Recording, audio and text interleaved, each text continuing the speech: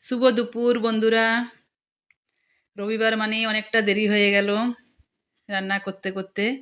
আমি বাঁধাকপি কেটে কুটে চলে এসেছি, ধুয়ে টুয়ে রেডি করে নিয়ে। সেটাই তোমাদের দেখাবো। রবিবার মানে সত্যি সকাল থেকেই খুব দেরি। সোম থেকে শনিবার জলদি জলদি হয়, কিন্তু রবিবারটা আমার জলদি হয় না। চলো দেখাই তোমাদের।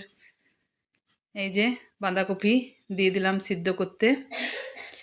টমেটো আর বাঁধাকপি আলু একসাথে সিদ্ধ করে নেব। দুটো টমেটো দিয়ে দিলাম। বড়ি ভেজে নিলাম, আমার ঘরে দেওয়া বড়ি। বড়ি দিয়ে দিলাম। এই দেখো,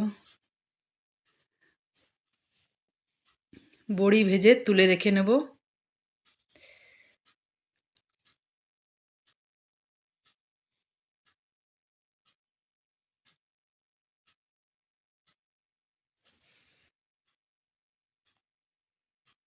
বড়িটা একটু লাল লাল করে ভেজে নিচ্ছি, নাহলে কাঁচা থাকলে ভাঙতে চাই না, কিন্তু কেমন দাঁতে যেন একটা লাগে, সেই জন্য লাল লাল করে ভেজে নিলাম।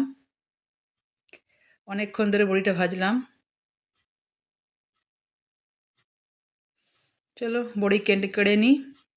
তারপর এবার দিয়ে দিলাম তেল,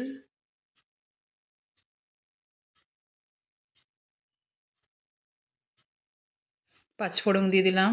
তারপর কেটে রেখেছিলাম সেই পেঁয়াজ দিয়ে দিলাম।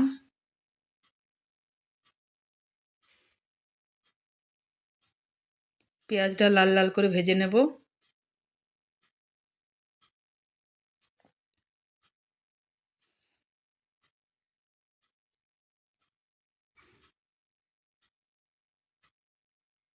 তারপর আদা রসুন পেস্ট করিনি, ছিঁচে রেখেছিলাম আমি হিমলদস্তাতে, সেটাই দিয়ে দিলাম।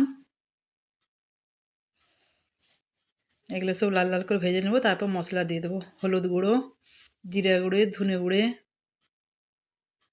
লঙ্কা গুঁড়ে সব দিয়ে দেবো।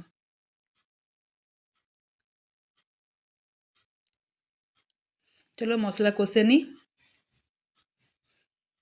একটু চিনি দিয়ে দিলাম প্রথমে, তারপর একটু নুন দিয়ে দিলাম।